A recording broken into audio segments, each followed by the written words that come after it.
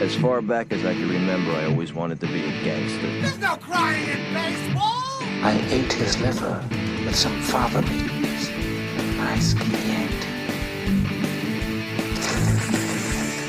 That was totally wicked! If I can change, and you can change, everybody can change!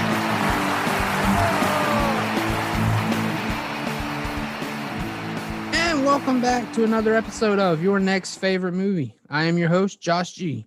And today I am joined by Dirk Marshall, the host of the VHS podcast. Welcome to the show. Oh, thank you for having me. Absolutely. Why don't you take a minute and tell everyone what your show's about? So VHS, basically, like, I grew up in a video store. My father owned one, so I literally was raised in one. And I didn't think that was really special until a friend gave me a book of VHS cover art. It's Thomas Hodges' book, which is amazing. The dude designs, I think, is his Instagram. And I had this emotional response. And so I knew I wanted to talk about movies and champion films, not be tearing them down. And to do so, I decided I want to talk to people that have the professions portrayed in the films.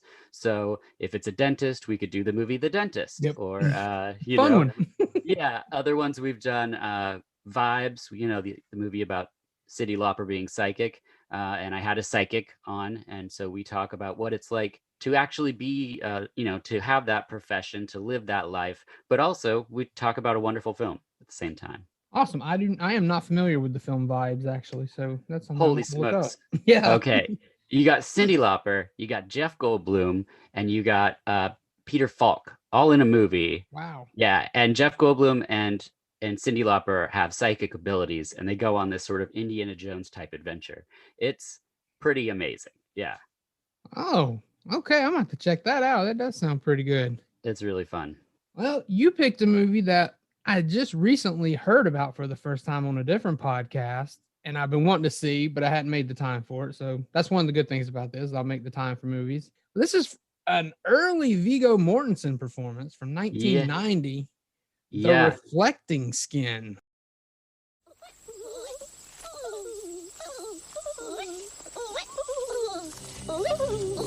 Sometimes terrible things happen quite naturally. Look at its skin. Yeah. Quick, she's coming.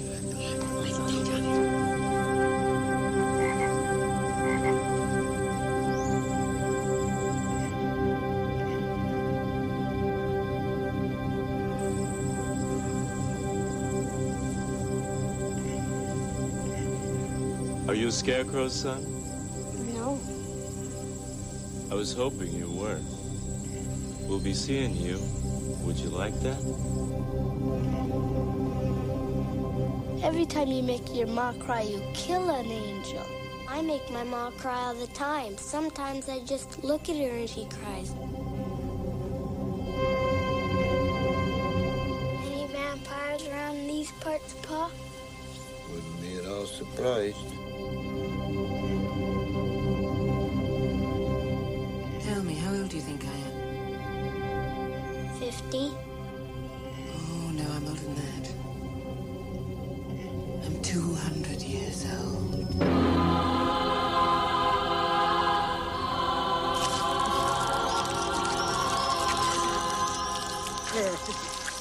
Skin got all silver, shiny, it's like a mirror. You can see your face in it.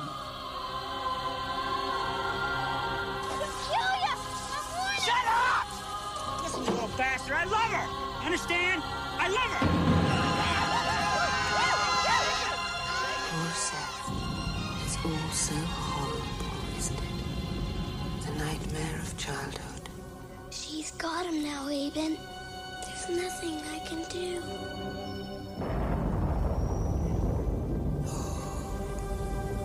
Innocence can be hell.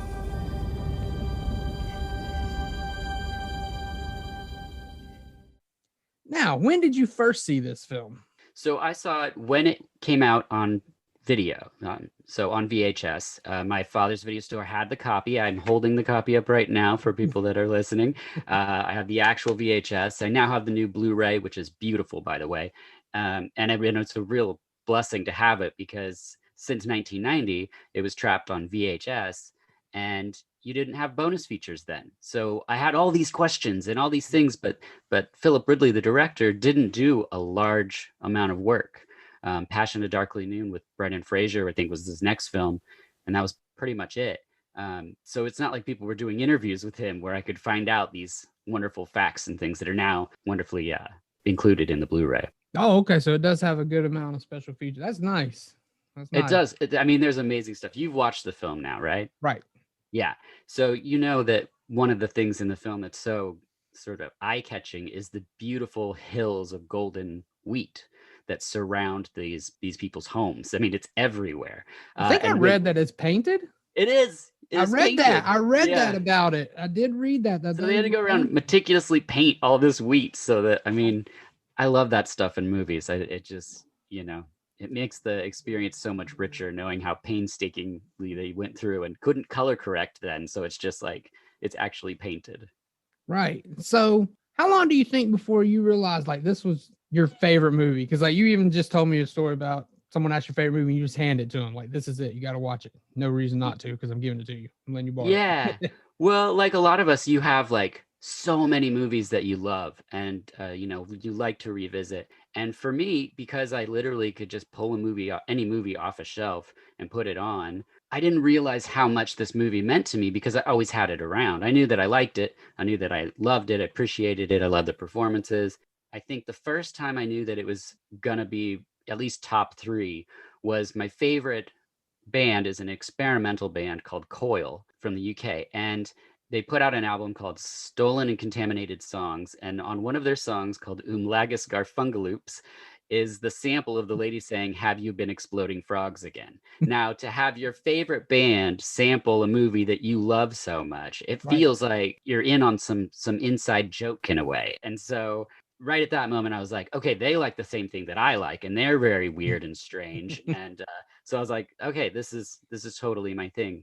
And then I think meeting people that liked David Lynch, for instance, and then being able to say, oh, you should watch The Reflecting Skin. And they're like, oh, did Lynch make it? And you're like, no, but it could exist in one of his worlds easily.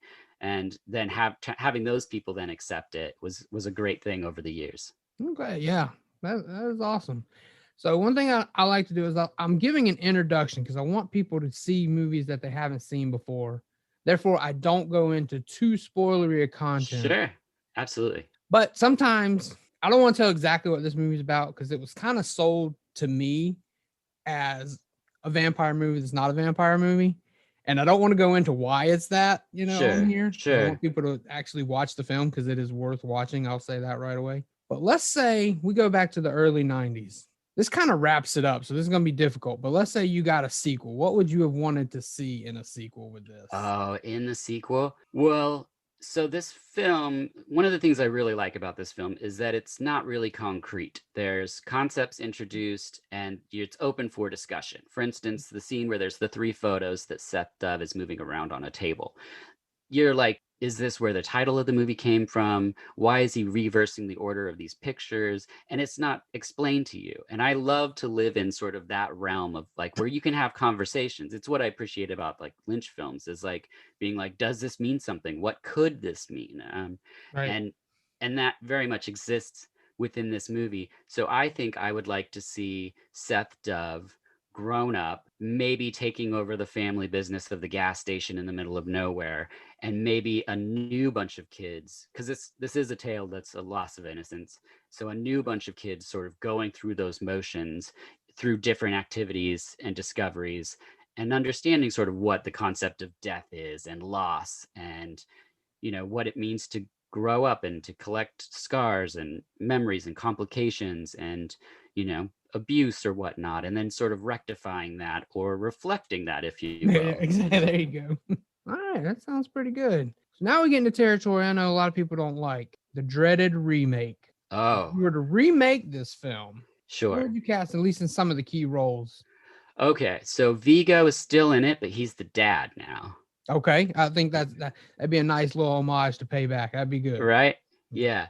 As far as Seth Dove, I don't watch a lot of Disney shows or shows where there's little kids. So I don't know. That would be a difficult one for me to cast. I agree. The kids are always difficult, especially when they're kids that, I don't know if he ever did anything else. I didn't look him up, but I didn't recognize him. I know that. Yeah, well, and I like that. So I would want like a new face. I think that's important to the role as well. I agree with that. Yeah, because you could have like, it's okay if Viggo, you know what? Instead of Viggo being the dad, maybe Viggo be the cop. Oh, okay. Because I love the cop in this movie. It's one of the things that when I got the Blu-ray and I put it on just to see, and I, of course, ended up watching the whole thing, even though I was just going to check it out. But I've lived in this movie so much that like I was mouthing every line of dialogue. I mean, every word. This movie I would just put on in the background and just draw or do whatever. I mean, it just played on loop like some people do with like, I almost said Cool Runnings. I don't think people do that with Cool Runnings, but like a Will Smith movie or something. Right. Where you're just like, this is my cozy little, and I get it. It's weird that this is my cozy little movie, but there's a cop in this film for people that haven't seen it yet, who's an amazing character. And he has a glass eye and he has this speech about how he lost the eye. And I won't tell you what it is, but when he reveals what it is, it's just one of my favorite things. Cause you're just like, that's the biggest problem they ever had in this town up until, what happens in the film. So, right. Yeah. It's, I would make Viggo that cop. I think he could do some really memorable moments. And then the dad, maybe William H. Macy. Oh, okay. And then Dolphin Blue, I would go with Daryl Hannah. Yeah. Okay. So I'm gonna say this: when I was watching it, as soon as I saw this woman, my mind just jumped without even trying to think about it, because I don't try to think about this, but sure, my mind jumped to Cate Blanchett. Oh, that would be excellent. I would really like to see that. And plus, yeah, Lindsay Duncan is who plays Dolphin Blue, and she's phenomenal. She's also in Body Parts. If you've seen Body Parts, I have not seen Body Parts. Oh, you gotta see Body Parts. I know it's and then you got to listen to the VHS episode, because the guy that I had on, he works in surgery, like taking people's hip bones out of the socket and putting them back in and stuff like that. So his conversation is more gruesome than the horror movie, if you will. Yeah, I believe it. Yeah, stuff like that. It's always more gruesome in the real world. Yeah, people are like, I can't watch a horror movie. I'm like, I can watch a horror movie. I don't want to see it in real life. That's what I can't handle. I couldn't work in an ER. That's what and that's something that I've learned from the podcast is I love speaking to people in different professions, because their normal is so strange to outsiders. Right. I mean, you would know this with your profession. The things that you go through that's so mundane to you is utterly fascinating to other people, because that's not their realm. And when you have somebody in a different profession, like say a sex worker I've had on, and they're talking casually about their day, and you're just like, whoa, what? And but they're like, this is what I do. So it's like, very mundane. It can blow my mind. All right, so I want you to make a final pitch for someone that's not sold on this movie yet. Try to sell it to them the best you can. Like, well, if they like you'll like this movie. Sure. Okay. Well, I already said if you like early Lynch stuff, like Blue Velvet, things like that. I mean, even the front of the box, Roger Ebert says, it reminded me of Blue Velvet and other works of David Lynch, but I think it's better. I mean, there you go. I think it's Lynchian in a way. I think it's a little bit more grounded. If you like films where you can have a discussion afterwards about all the different possibilities, it has an ending, so it's not like you're left with like how weird and obtuse it is. For me, I love movies that are tales of loss of innocence. I think it's a very vulnerable time in life when you realize, like, I mean, that death can happen and there can be loss and things like that. And I think if you like movies with kids at the core of it, so shows like Stranger Things or Lost Boys even, or things where there's a group, a camaraderie of friends, this is a great film for you.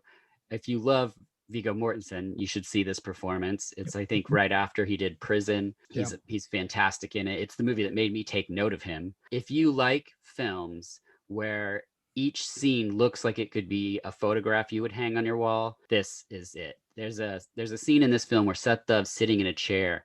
He's getting a story told to him by Dolphin Blue, and he has the harpoon across his lap, and behind him is a set of jaws. And this town is set in just a giant golden wheat field somewhere. Right. None of this aquatic stuff should be there. And there it is. And it's just gorgeous. I just think it's it's my favorite film because it has all the things that I really appreciate. And unfortunately, it's not as widely seen as I think it should be. I would have to agree with that. All right, so I think that's going to wrap this one up. Dirk, why don't you tell everyone where they can find you online? Sure. So the website is vh-us.com. You can find all of our episodes there, as well as little paragraphs and original artwork. We have an artist who creates new art for each episode. We work in seasons, so 8 episodes to a season. We're in season 6 right now. You can find us on Instagram and Twitter at VHUS_podcast. You can find me on Instagram. I'm Dirk Zaster. And then, that's all the places you can find me, I think. All right. And as always, you can follow the show at ynfmoviepod. We're on Twitter and Instagram, available wherever you get your podcasts. And be sure to check back next week as I'll have a new guest with a new movie. And who knows, that may become your next favorite movie. You guys take care. I'll talk to you later.